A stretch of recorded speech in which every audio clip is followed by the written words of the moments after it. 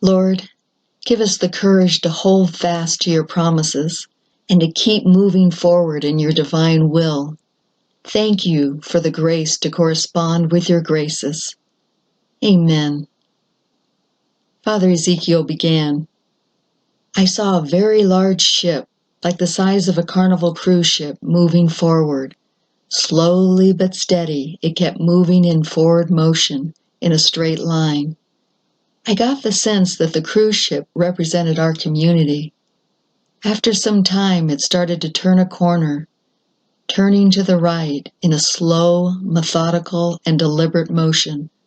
The large ship wasn't exactly turning on a dime. It was turning, and finally made the turn. Once it started steadily moving along after turning right, I saw all the colors of a prism, brilliant, beautiful colors, and every color you could imagine shooting out from the ship. The colors were stunning. You could see tubes with these wonderful arrays of color, and souls going to and from the community through these amazing tubes. It was fun and incredible to watch these souls as they came into the community and shot back out into the world as shining bright lights, almost as if they were glowing with the glory of God. I heard the words, "You are turning a corner." The same day Father Ezekiel had this vision, earlier in the morning upon waking, I heard the Lord say, "Keep moving forward. You are making headway and are turning a corner. You are turning a corner." The exact words he had spoken to Father Ezekiel. This totally blew my mind. Sure enough, when I opened my email, I read that we went to contract on some land in the desert where the Lord wanted us to establish a community and ministry to reach out to the impoverished who reside in the area. These people are the forgotten ones and keep to themselves. Many of them live in shanties, buses, and crudely built makeshift sheds. They are so in need of healing and love from someone who cares. They are hungry, and the field is ripe for them to experience the love of Jesus, and we have been instructed to bring it to them when the Lord gives us the green light. The Lord has communicated to us that there are demonic infestations, and there will be deliverances, healing, and miracles. We are waiting for the Lord's timing, as we will feel an excited expectancy, and there will be signs and wonders in the sky. Blessed Mother began speaking. Do not worry about currently not having the funds to complete the purchase of the land. The Lord will provide. This is His desire, and all things will be accomplished according to His will and timing. You would do well, Elizabeth, to have more trust and strengthen your belief in His divine providence.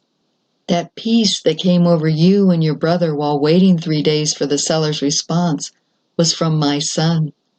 When you trust in Him to provide, you will have peace and a joy, believing that everything will work out in the end.